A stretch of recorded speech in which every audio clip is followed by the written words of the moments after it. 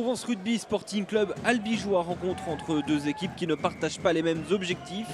Pour les Tarnais, 7e au coup d'envoi, l'objectif est de participer aux phases finales, alors que pour les Aixois, lanterne rouge, la victoire est impérative pour entretenir l'espoir du maintien.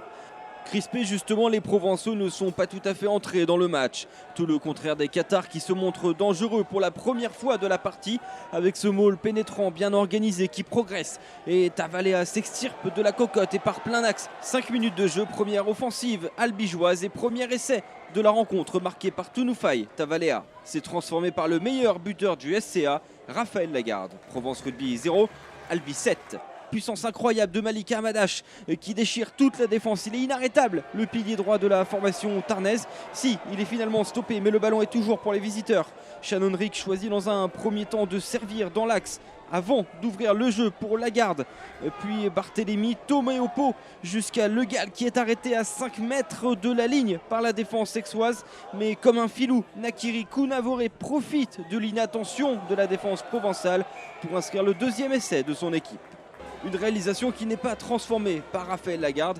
Ultra réaliste, les Albigeois mènent 12-0 au stade Maurice David. Une nouvelle fois, Provence Rugby tente de réagir, mais la défense imperméable des jaunes et blancs tient le coup face aux assauts aixois. Monsieur Rosic revient à la faute et permet à Romain Sola d'ouvrir le compteur de son équipe. Aix-en-Provence va mieux et va être aidé par l'indiscipline albigeoise illustrée par le carton jaune du demi de mêlée, Shannon Rick. Logiquement, Romain Sola en profite pour doubler le score de son équipe. Provence Rugby n'est que mené de 6 à 12 face au Sporting Club albigeois. La réponse tarnaise intervient seulement 2 minutes plus tard avec le pied de Raphaël Lagarde qui redonne 9 points d'avance à son club. À la 26e minute de jeu, Albi mène 15 à 6 sur le terrain aixois. Alors on pourrait croire que le SCA va se diriger tranquillement vers la victoire. Eh bien non, les choses ne vont pas du tout se passer ainsi. Albi ne marquera plus aucun point dans cette partie. D'ailleurs, pas grand chose à signaler jusqu'à la 66e minute de jeu dans cette seconde période, particulièrement brouillonne.